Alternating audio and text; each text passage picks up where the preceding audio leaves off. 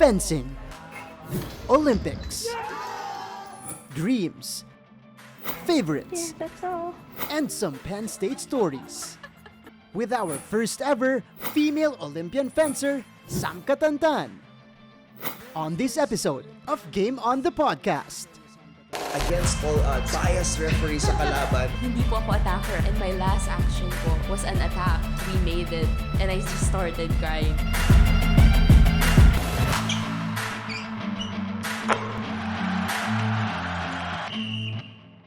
What's up, sports fans? Welcome to Game On the Podcast, the first sports podcast of GMA, brought to you by GMA Regional TV, GMA Synergy, and GMA Digilab. My name is Anton Rojas.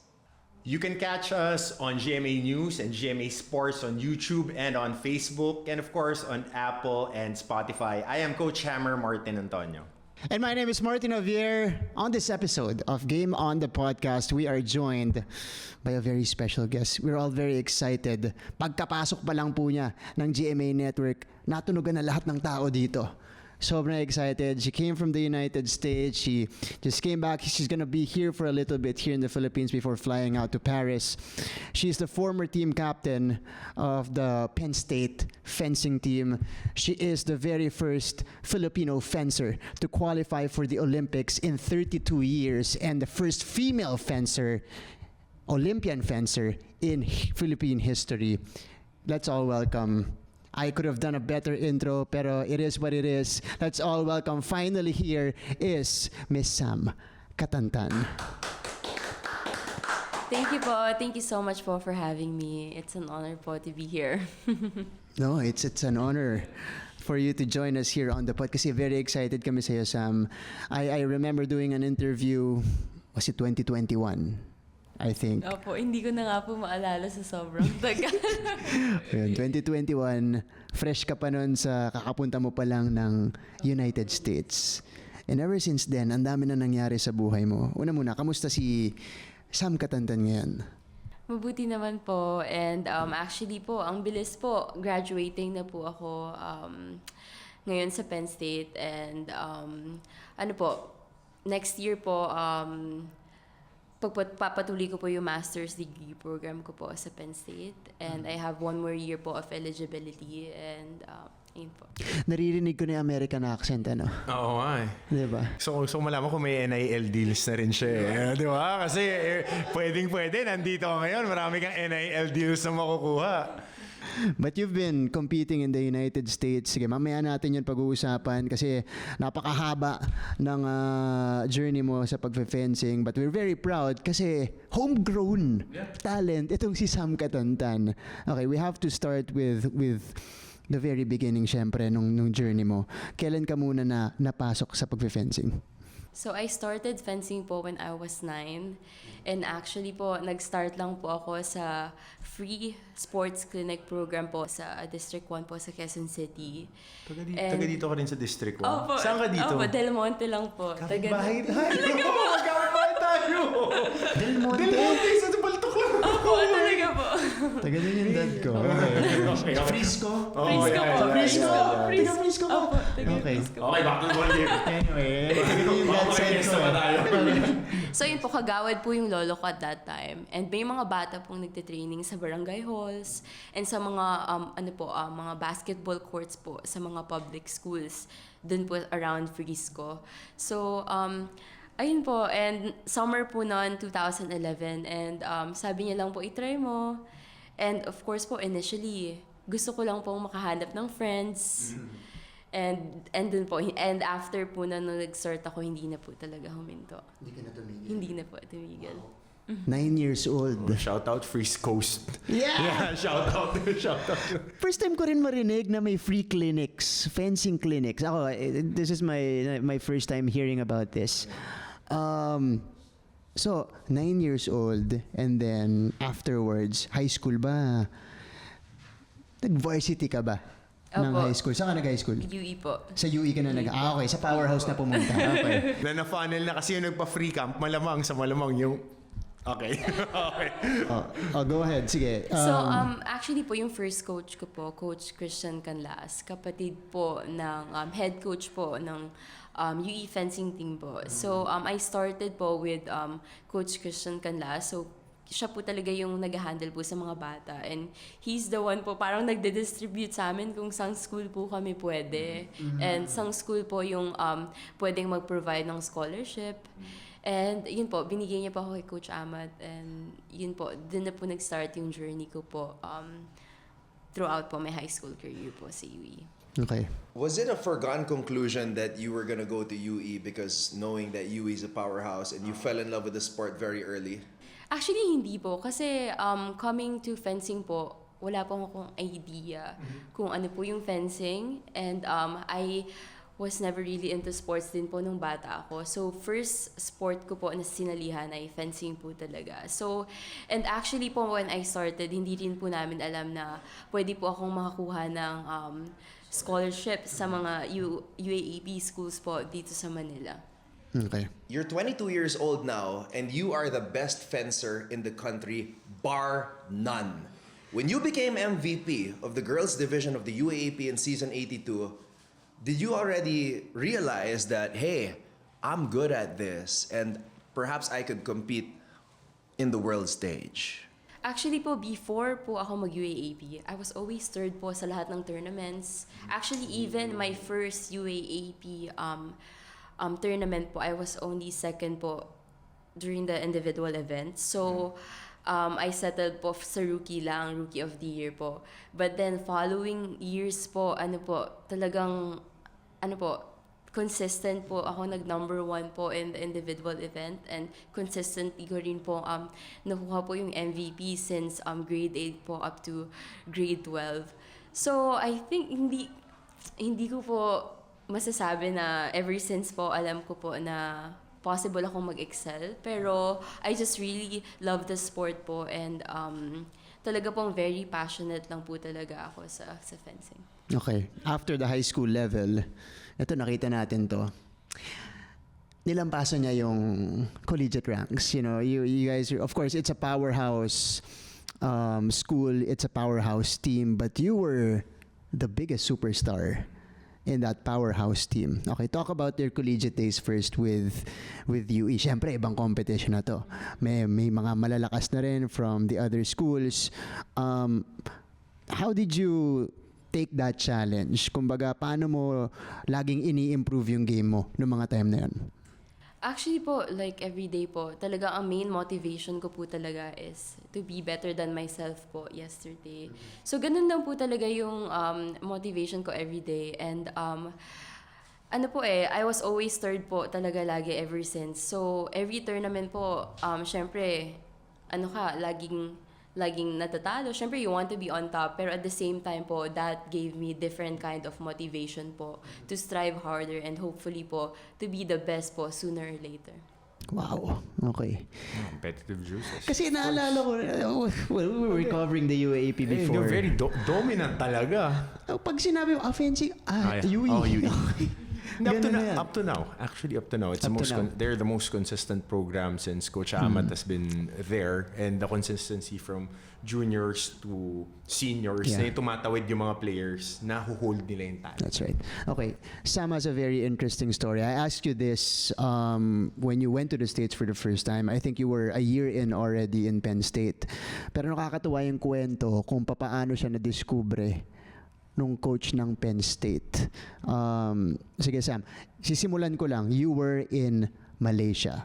You were invited. Sige. So, every year po may training camp po sa Malaysia, and yung nag-host po ng training camp is si Coach Non Panchan po.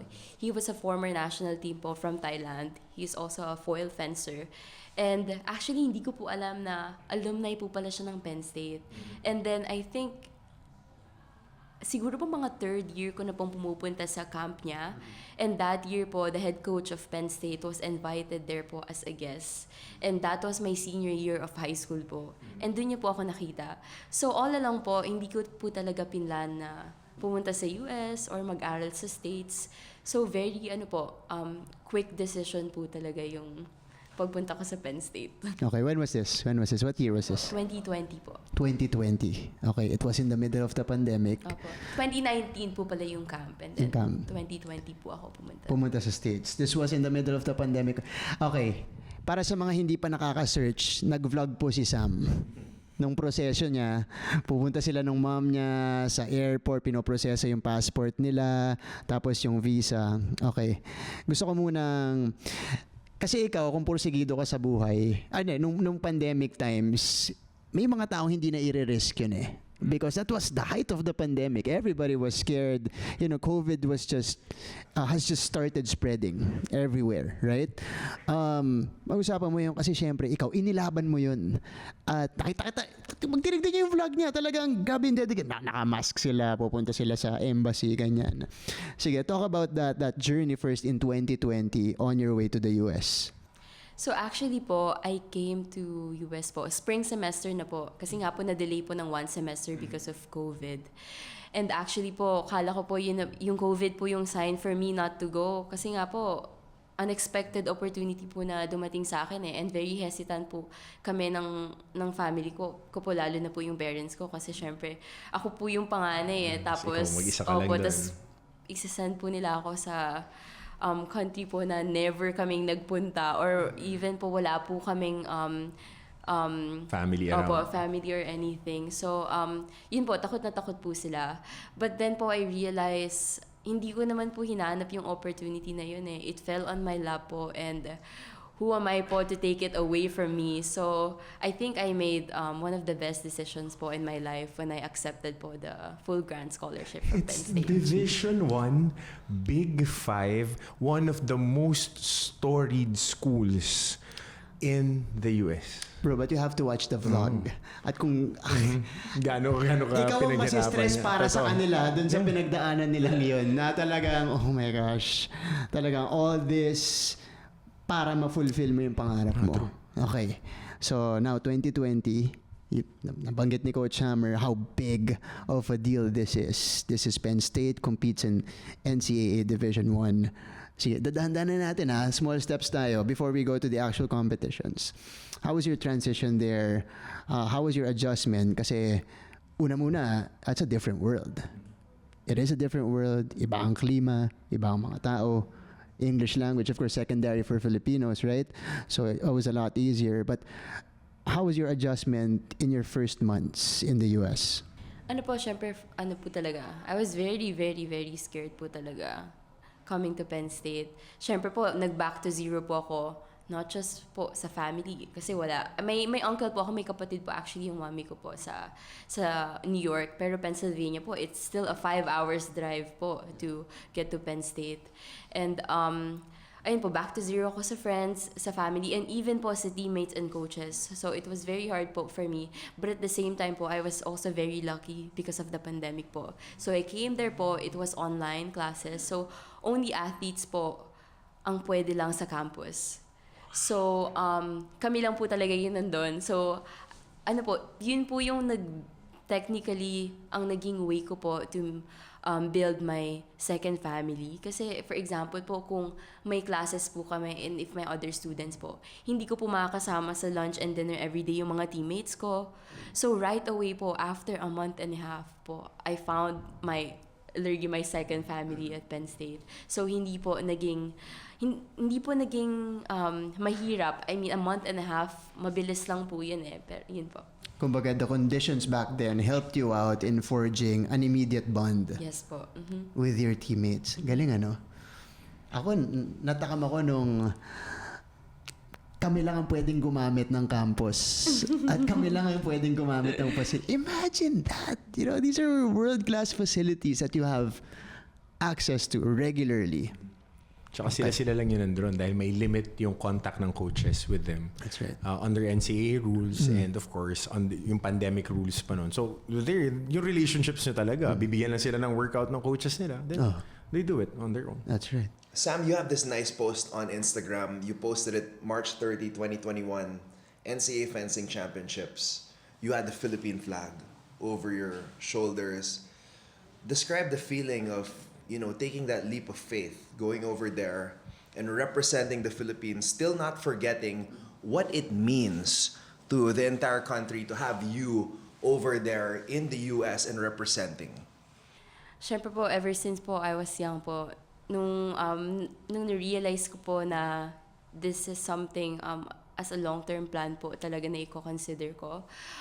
Siyempre po, it has always been my dream po to represent the country. And for me po, to be able po to represent Philippines, even po sa NCAA po, grabe po talaga yung feeling. I was very, very proud po to represent our country. And actually po, I think I was the first Filipino din po to have a scholarship po when it comes to fencing po sa NCAA po sa US. And I think, hopefully po, that open po doors of opportunities po sa mga Filipino young fencers po dito sa Pilipinas. Kasi po, nung bata po ako, unimaginable po yun para sa amin. Pero hindi ko po alam na it is possible. So, hopefully po, na patuloy pong magtiwala po yung mga universities po sa US na kaya po ng Filipino fencers po na mag-excel, not just in the Philippines, but also in NCAA po stage in the US. Eventually, you became a captain for the Penn State fencing team. You're a Filipino, you were the outsider once, and now you became the team captain. Paano nangyari yun? Was there a particular competition na talagang nung ka nakita nung coach mo na, okay, you can lead this team? How did it happen? So actually po, yung buong team po ang mag-elect po kung sino po yung gusto nila maging team captain. So it not just po the coach's decision but also po the whole team's decision po. Actually, my freshman year po, I never imagined po na pwede akong maging captain kasi syempre po, language barrier first of all, and I'm the kind of person po usually na I just like to observe more po than speak what's on my mind po. So, being a captain po, that's like one of the hardest things that I have to do. At least kasi po na hindi po yun yung personality ko eh. But at the same time po, I needed to do it because I needed to improve that side po ng character ko po. And I'm very thankful po na nagtiwala po sila sa akin as their captain po last season. But unfortunately nga po, right after po I was elected as a captain po, na-injured po ako. Ka? Okay. Ito medyo, hindi naman, kasi medyo fresh pa eh. Just last year, you got the injury. Is this your first, or was that your first major injury? Yes po, first major injury po. First major. Actually, usually po nagka-cramps lang po ako. Yun pa lang, yung experience mo ng injury. Yes po. Wow, okay. So this is an ACL injury that you needed to overcome. Sige. That moment, I know it's a little bit painful, but can you describe to us, just for a little bit, nung naramdaman mo na okay, this is bad. What was that like for you? Nung pag-atras ko po, I heard something po na nag-pop. Plant and turn. So, never ko pong na-experience yun eh. Tapos po, nung nasa ground na po ako, nasa strip na po ako, tinatry ko pong galawin yung knee ko po. Hindi po siya, hindi po same po yung flexion. Yung flexion po. So, that moment po, I realized po na it's actually something really bad po. And ang una po talagang pumasok sa isip ko is the qualifying year po. The whole year. Kasi po, for fencing po, the qualifying tournaments po, it started April 2023 up to April 2024 po. So, yun po talaga yung, andun po yung mga competitions po for you to be able to gain points po to make it to Paris. Wow, okay. Ang hirap nun. And then, for sure, your road to recovery was painful. Okay. How many months exactly before you got back to the game? I think after 7.5 months po, I started fencing again. That's fast. Mabilis pa. Kasi usually, when you have ACL injuries, you got 5 months to recover, and then ginagawa na nila 6 ngayon for you to get return to play. Okay. And then for every month that you spend training and not going through contact, it lessens your injury reoccurrence by 33%. It's one of the talks that that I attended, yun yung sinasabi nila understudy. So, for total, full participation, full speed, 9 months. And then, for your neural, medyo science, pero yung totally you would feel like yourself, it takes 2 years eh. Pero for elite level athletes to come back as fast as that, and with the sports medicine that your school has, it's fast. And now you're an Olympian. Okay. Sam, of course, I saw one of your posts, yung nagre-rehab ka. Actually, at the very beginning of your rehab, I think that was your first Part. rehab session. I forget what you posted, but I like the quote that came with it. Did it make you like a tougher person? You know, your whole recovery process for this. Did you come out as a tougher and a better person afterwards? Oo naman po, kasi hindi ko po na-experience na may experience ko po yung ganong kind ng situation po. Kasi from me po, doing everything po every day, having morning practice and evening practice, to trying to teach myself how to walk. And yun lang po yung exercise ko every day to try to activate my muscle. Yun lang po talaga for almost 2 months po. Ganun po yung nagiging routine ko lang. So, walking, biking. So, mas ano po talaga tinulungan akong mas maging patience po talaga. And at the same time po, to really trust the progress po and na hindi ka po talagang pwedeng tumalon. So, every time po, kailangan talagang ma-experience mo even the very little thing po ng progress. Mm-hmm. Yeah, that was kumbaga the highest of highs and the lowest of lows in your career. Na pagdaanan mo na. What was your very first experience in fencing like after? Yun talagang Bumalik ka sa competition. Bumalik ka sa competition. Mas tumalino ka na ba maglaro? Ganun ba yun? Sige, kwento mo sa amin. Actually po, I started fencing po around, I think, beginning of Feb po. Mm-hmm. And then my first tournament po was last week ng Feb. 24. This is Feb 24. So, pinush po talaga namin. Actually po, ang sabi po ni Doc Canla sa akin dito sa Philippines, huwag ka mag-NCAA. Talaga? Pero mapilit po talaga ako. Sabi ko, kaya po Doc. Ganun. Tapos, so, nagsisend po ako ng mga videos. Ganun. So where did you get your procedure done? Dito? Or Dito doon? po. Dito? Kay Doxy. Kay Doxy po. Kay Doxy. So dito mo pinagawa yung arthroscopy and then you did your rehab there? Opo. So, nag-rehab po ako dito for a month and a half po until I'm able to walk po and travel. With, and then po, sa US na po. So sa US na binend yung tuhod mo na fully. Yung sumigaw ka na. Opo. So, kamusta yung first competition mo na yan? Nung pagkakabalik mo? Actually po, nung nag-start po ako mag-fencing, natatakot po akong umatras talaga. Kasi na-injured po ako while going back. And I'm a defensive player po. So for me, for the fact po na hindi ako maka-atras, that was very, very That's the frustrating base of po. your Kasi game, yun po yung strength ko eh. But at the same time po, actually, natulungan po ako to improve my attack more and to be more confident po talaga. And right now po, actually, I think po, I fence smarter than before. Kasi po ngayon, hindi pa rin po ako hindi pa rin po ako 100% back po talaga when it comes to physical strength po. Kasi po, even po nung qualifying tournament, naka-functional brace po ako eh. So meron ka pang stair-ups and meron ka pang stabilizers. Opo. So how long was kailan ka inoperahan? Inoperahan po ako June 9 po.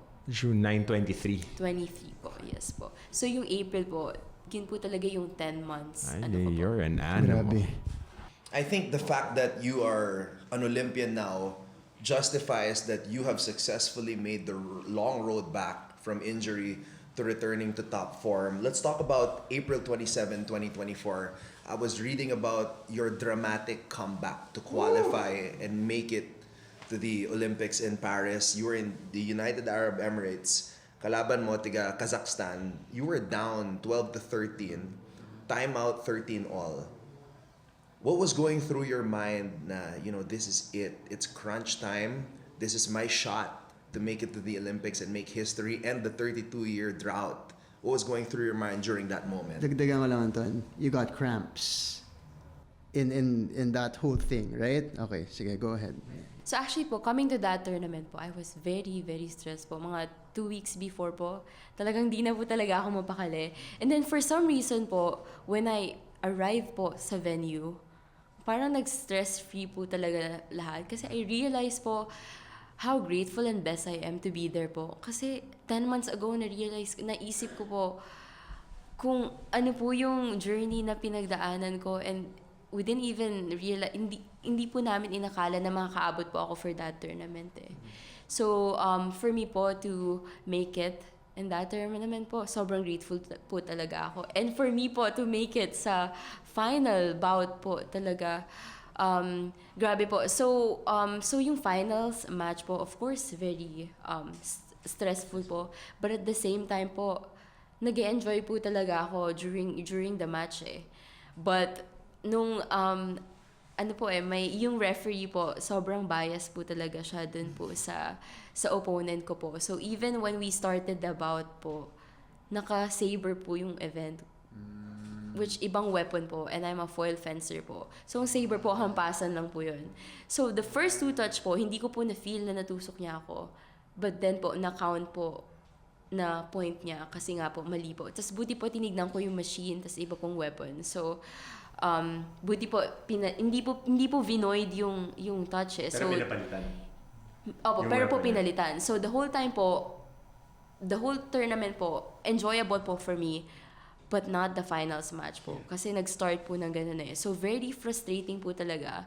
And then, ang dami pong bad calls. I think around 5 bad calls po na dapat po para sa akin.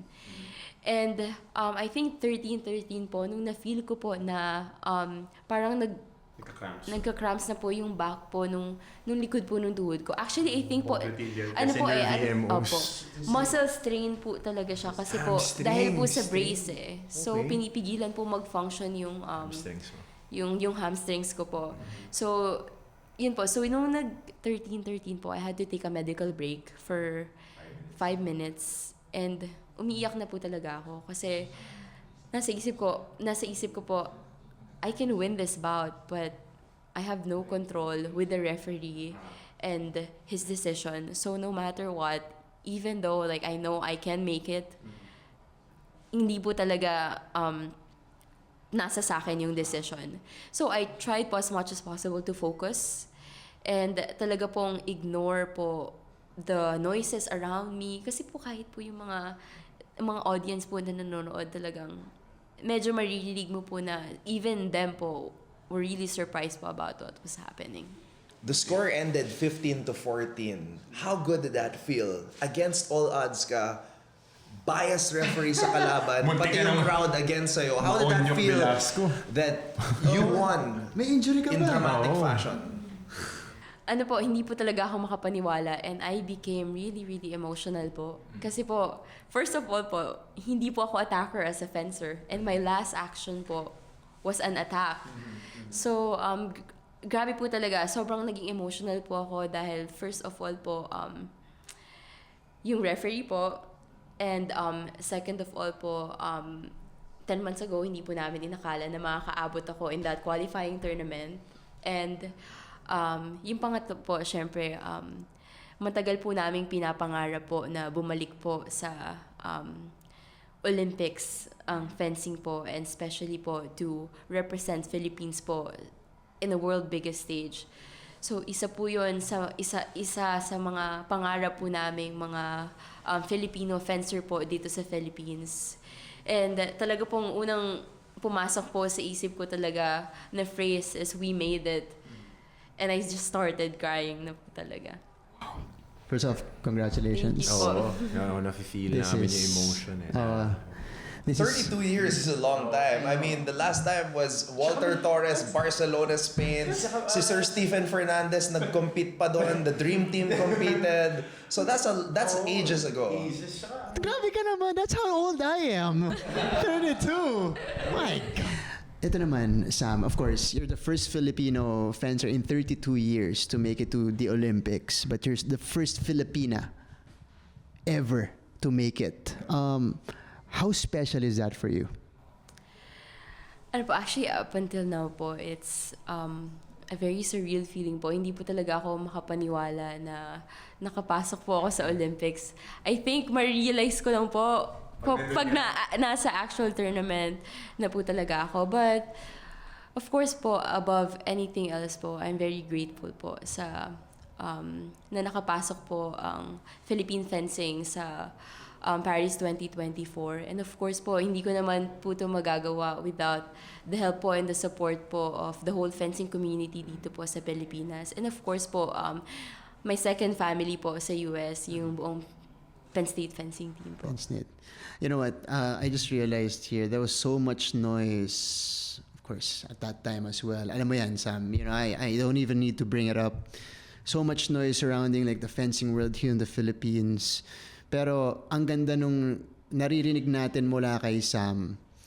Kasi siya, may sarili na siyang problema. You know, mayroon na siyang mental battles from her road to recovery, to being competitive again, to qualifying.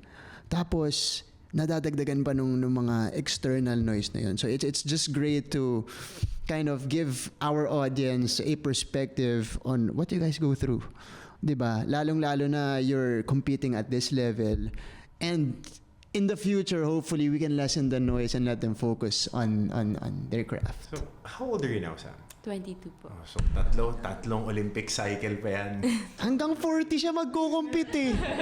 Actually, ang peak po ng isang fencer po, mga around, mga early 30s pa. So, apat o lima? Hopefully po, pwede po.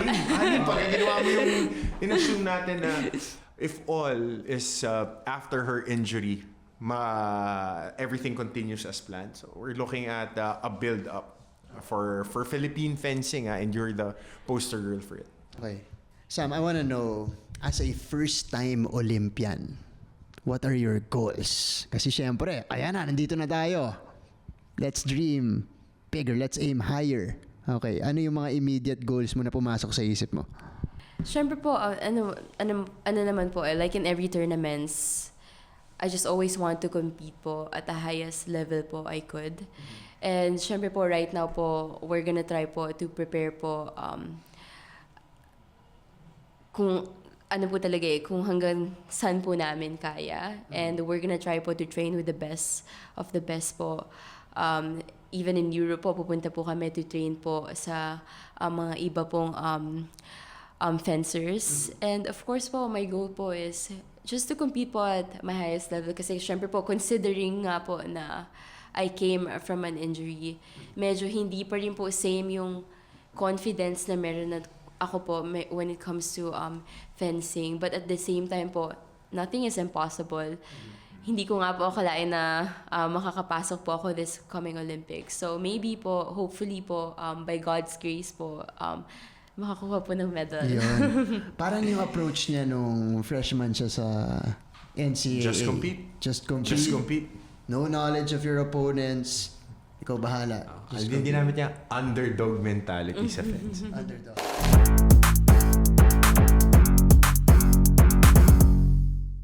Mga kapuso, we have arrived at the part of our show where we ask our guest his or her favorite athlete of all time, or as we like to say here on the show, FOAT, F-O-A-T. So Sam Catantan, who is your favorite athlete of all time?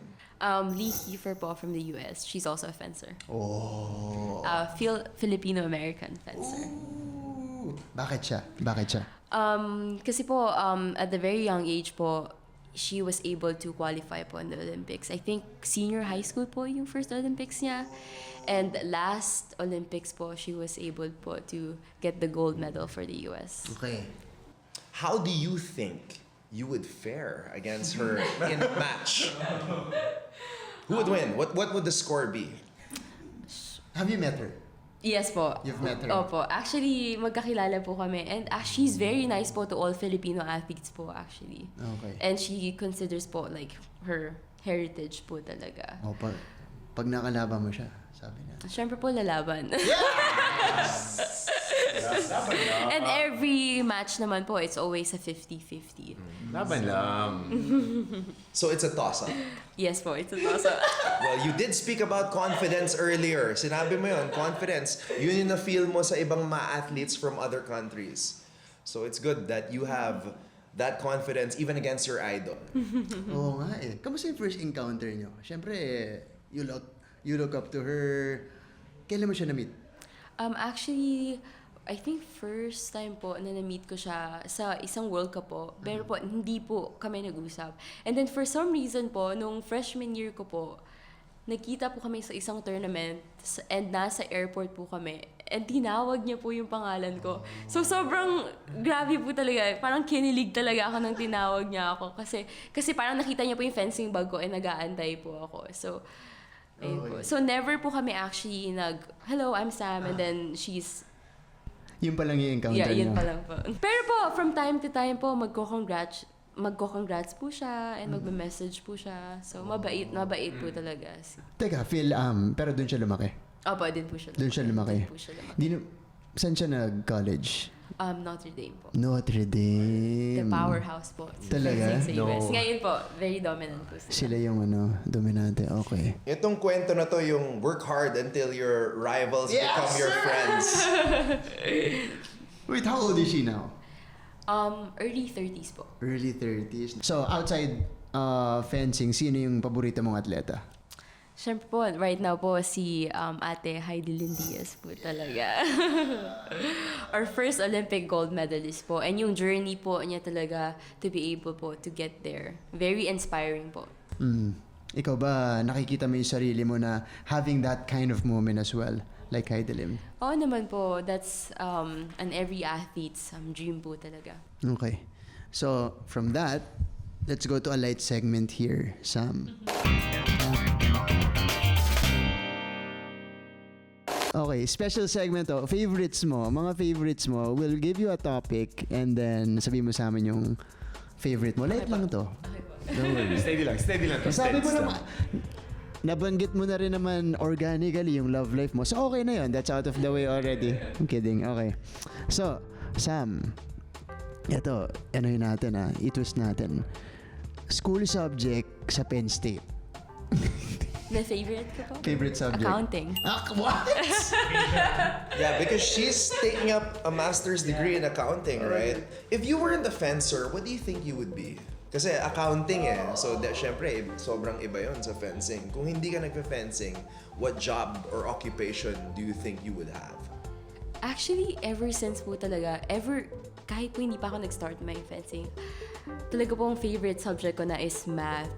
So maybe I would go engineering, but probably still something related po talaga with math. We see something in common here because Joanny, who came in a previous episode, sabi rin niya, Olympian din, math din ang paborito niya. Ba yan? So, mga Olympian natin magaling sa math Okay. Tanungan natin si Papi Yumir Marshall. Favorite mo sa school? Sino next? Coach Hammer. Oh, okay. Since balikbayan ka and shout out to Frisco's, what's your favorite street food? Street food? Kwek-kwek. Anong sausawan? Suka? Suka. Suka. Okay. Manghang na suka. Suka. Sige. Ganun ba kayo magtusok sa In fairness done. Beautiful. At least hindi naman saber na. Witty. In fairness done. Okay. Nicely done. Patuloy mo yan. Sige, gusto ko dalawa sagot mo dito. Philippine destination and so far, your favorite place in the US? Actually, hindi ko pa po. Gusto ko pong makapunta sa Utah po. Utah. To see the Grand Canyon po. Oh. You mean Arizona? Arizona po ba ang Grand Canyon? Okay po, Arizona po. Yeah, dun po. Pero hindi ko po ako nakapunta So, Actually, may dalawang side yung may Arizona, merong malapit sa Nevada side. Galing kang Vegas. Okay. Anyway. So, gusto mo mapuntahan yung Grand Canyon. Local naman, Philippines. Batanes po. Batanes. Wow. Okay. Have you been to Philly? I mean, it's near... Opo. Okay. I hate Philly po. Why? Wow, okay, that's... No, the city po. The city. Now this conversation just got a lot more interesting. Why? How come? Martin's been to Philadelphia. I've been to Philadelphia. I did. Okay. Bakit? The areas I've been po. It's just very scary po. And maraming homeless people. Okay, South Philly siguro napuntahan mo. Opo, South Philly kasi it's closer to Pennsylvania Yes pagkapaakyat. po. Okay. And usually po, sa mga tournaments po namin, hindi po talaga At the best areas. rowdiest crowd Opo. kasi. They have the rowdiest crowd in sports. And if you're beating Temple, ano ba bang school na nasa Philly area, yung mga na St. Joseph's, pag yan yung mga kalaban mo, tapos home team, yari ka talaga. Hey, look, we're not throwing shade on Philadelphia. we're not. Okay. Actually, the reason I wanted to ask was that obviously you like food, right? Do you like cheesesteaks? Not really. Not really. Anything Well, Philadelphia. I guess my question goes out the window. I was gonna ask Pat's King of Steaks or Geno's. Pat sa natin. I'm a Pat's guy. I like how she actually said that. That's the first thing that she said. I hate Philly. Okay, I don't Pero like it. hindi, on the down low. On the down low. Medyo binalsang na. Alam ko hindi narinig. It's the crowd kasi. Kasi pag pupunta ka dun competition. Opo, Okay, exactly. So if you're playing against the home team, you would hate Philly. I love it. Okay, Coach Hammer. Okay. Other than fencing and training, what do you do on your downtime? Ano po, I watch Netflix. And usually po, sometimes po, I read. Pero po, usually po, it takes me forever to Finish a book? Follow-up question. What's your binge watch? Anong mga nasa list mo? Binge watch. Actually, I want to watch, rewatch po Game of Thrones. Yeah. It's the best series po, I think. Game of Thrones. That's a long rewatch, though. And I think they just released like a new House of episode Dragon. po of House of Dragons. Season 2. Season 2 po. So, looking forward to that. Medyo matagal ang hintayin natin sa season 2 ng House of the Dragon So, May time ka naman in between trainings to at least get 2 episodes in. any favorite movies? Favorite films para sa'yo? Tagalog? Sige, isang Pinoy film. Nanonood ka pa ba ng Pinoy films? Opo naman. Nanonood ka oo pa? naman. Ayan, nanonood pa. Tsaka isang Hollywood foreign. Movies po, I think Real Steel. Reels? Uy! Hugh Jackman. Yes. Parent and child. What? That's a surprising answer, Miss Catantan. I mean, that was a badass film though, but wow, Real Steel. Hindi yung may I robot, would di ba? watch that movie again and again. I actually almost cried in that movie. Okay, bakit? Feel that? No, there's a dramatic part there. Right? Hindi, gusto ko i-associate na yung foil, yung espada ni Sam, yun yung robot niya. Siya yung nagko-control doon eh. Okay, anyway. Okay, next, Filipino film. Probably It Takes a Man and a Woman. Uy! Sarah G? Yes. Rom-com, yes. Okay. If you could have any superpower, what would you choose and what would you use that superpower for? Probably, wait, how do you say it if you can like travel time? Something. Time travel. Yes, time travel. Time travel. Syempre po, of course, like there are certain po experiences po that you want to experience again sometimes. So you would want to go back in that. Time travel is different from teleportation. Teleportation so is it's- one place to another. Oo, Time I travel. think time travel po is what I time meant. to another. Nightcrawler and then so Bishop and Cable. Bishop dapat Pinoy daw. Pero, gusto mo lang mag-time travel dun sa certain experiences mo. Wala ka namang gustong period in time na I wish sana na Nakita ko to na nasa experience ko 70s to. ako, nasa 60s ako, ganyan. Nasa dinosaur age ako, ganyan. Dinosaur age, okay. Wala namang ganun. Wala naman po. Wala naman, okay. Coach. Okay, so you're going with your mom to Paris. Ano yung gusto mong ipasalubong naman pagbalik mo sa Pilipinas to your dad? Syempre po, a medal po. Syempre, for my parents po. Syempre, yes po, that's the best pasalubong. May isa na akong follow-up question. May isang follow-up question. Where would you go on that date sa France after the Olympics with your boyfriend? Oh! Oh, kayong parent eh. So where do you want to have? Let's say one You know what? dinner. I did not expect this from Coach Hammer. That's actually the best question he's asked in the whole existence of the podcast. Actually, probably po, just a nice breakfast po outside a typical French street po. Kasi usually po, yun lang, ano po, black coffee, croissant, and kwentuhan po. Yan po talaga ang Alam mo, isa sa mga the best. let's say nasa Paris na kayo, di ba? Pagkatapos ng Olympics. Alam mo, pag dinala ka na paggabi, tapos, oh, can you dress up tonight? Alam mo na yan, pag dinala ka niya sa restaurant katapat ng Eiffel Tower. Pero hindi natin ipiprem. Wala lang. Ano ka na eh? City of Love, Hindi di po. ba? Bata pa po. Sabi ni Sam, bata pa daw. Makakapag-intay. Darating yan. Darating. Pero Sam, you're 22, right? So you're still part of the Gen Z era. Gen Z pa rin. Sige, what's your favorite app in your phone? Instagram? Oh, Instagram. I like it. Nice. Instagram. Because I feel like Instagram, more millennials will, pick this. Kasi syempre yun yung sumikat nung generation. Nung time namin. Pero bakit Instagram para sa'yo? Ano po photos po and just a random video po from different people. Tell a story po. And that's really interesting po. Gusto ko malaman, lasa lang, any sport, do you watch sports na other than fencing? Opo, minsan. Ano pinapanood mo? Basketball, volleyball. Oh, And sige. right now po, sa US football po. NFL. O sige, punta tayo. Sige. NFL? Let's go there! Let's go there. That's Pero why. ano po, hindi, college. Sige na lang. So what do you think about James Franklin? Is he a fun guy? What's your favorite sports team? I would say Penn State football team. Micah Parsons, Saquon Barkley. I like that. We have the best crowd. Yeah. I'm not gonna lie. Actually, Yes, we have the best crowd. Okay. Gusto ko lang But isingit. I think the shoe has something to say about it. Isisingit ko lang ng konti kasi gusto kong malaman din ng viewers natin because Penn State is a top-notch program. You got all the facilities there, you got the gear. I don't wanna compare, but kamusta yung equipment mo when you got there?